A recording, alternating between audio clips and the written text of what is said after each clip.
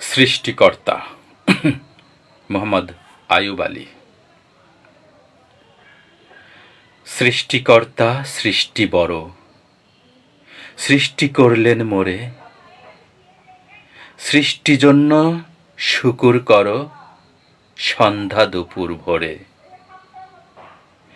অনেক ছুরতে সৃষ্টি করলেন, হরেক ছুরত গড়িলে, কত রকমের সৃষ্টি করে না চাহিতে দিলে।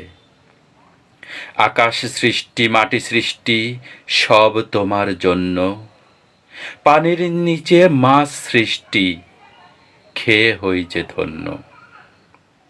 পশু পাখি সৃষ্টি করলে করে দিলে অধীন, কোরআন সুন্নাহ বিধান দিলে মানুষ হইল যে স্বাধীন।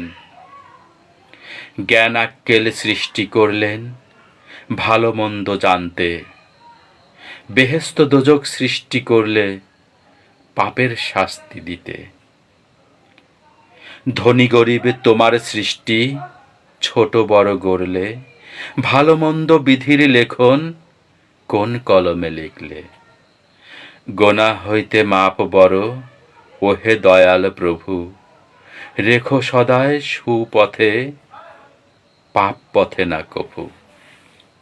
অসাধারণ অসাধারণ। আসলে মহান আল্লাহ তাআলার সৃষ্টির যে মহিমা, সেটা বয়ান করে, সেটা বর্ণনা করে শেষ করা সম্ভব নয়।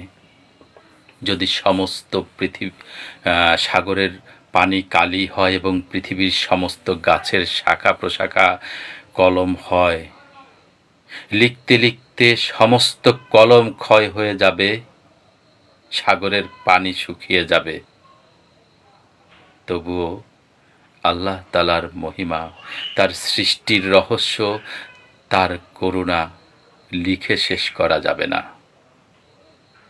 তিনি এতই মহান। তিনি আমাদের সৃষ্টি করেছেন, তিনি আমাদের প্রতিপালন করছেন খুব সূক্ষ্মভাবে। যেখানে যতটুকু প্রয়োজন ঠিক সেখানে ততটুকুই তিনি দিয়েছেন। আমরা শুকরিয়া আদায় করি না, কিংবা তার যে সকল নেয়ামত রয়েছে আমরা সেগুলো সঠিকভাবে ব্যবহারও করতে পারি না, জানি না, ব্যবহার জানি না। শুকরিয়া তো পরের কথা।